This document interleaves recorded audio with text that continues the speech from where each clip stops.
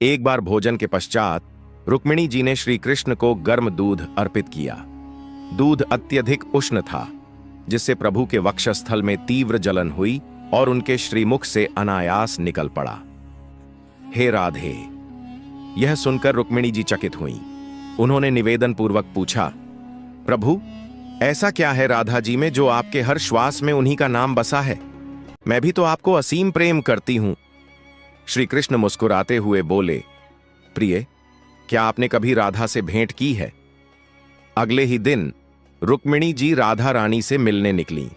जैसे ही वे उनके भवन पहुंची, द्वार पर उन्हें एक अत्यंत तेजस्वी, अनुपम सौंदर्य से युक्त स्त्री दिखाई दी। रुक्मिणी जी ने अनुमान लगाया, निस्संदेह यही राधा रानी है। विनम्र भाव से वह उनके चरणों में झुक गईं।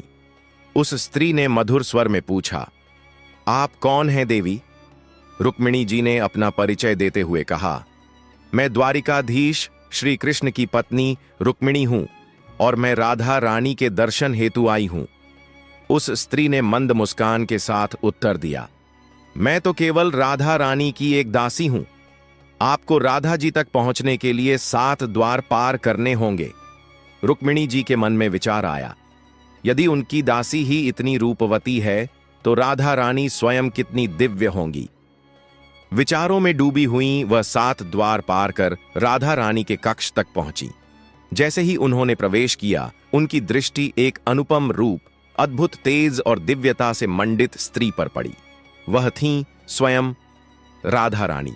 उनकी मोहक छवि देखकर रुक्मिणी जी का हृदय भाव विभोर हो गया और वे भावुक होकर उनके चरणों में गिर पड़ी। परंतु जैसे ही उनकी दृष्टि राधा जी के शरीर पर गई, वह स्तब्ध रह गईं, क्योंकि राधा रानी के शरीर पर कई स्थानों पर छाले पड़े थे। रुक्मिणी जी ने चिंतित स्वर में पूछा, हे देवी, आपके इस दिव्य शरीर पर ये छाले कैसे? राधा रानी ने शांत और करुण स्वर में उत्तर दिया, हे रुक्मिणी, कल जो गर्म दूध आपने श्री कृष्ण को दिया, उसने उनके हृदय में जलन और छाले उत्पन्न कर दिए, और क्योंकि उनके हृदय में सदैव मेरा ही वास है, वही छाले मेरे तन पर भी प्रकट हो गए। यह वाक्य सुनते ही रुक्मिणी जी की आंखें भर आईं।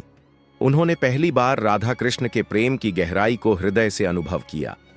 अगर इस दिव्य कथा ने आपके मन को स्पर्श किया हो तो प्रेम पूर्वक कमेंट में जरूर लिखें, राधे राधे। और अगर राधा रानी के भक्त हो तो चैनल को सब्सक्राइब करना ना भूलें।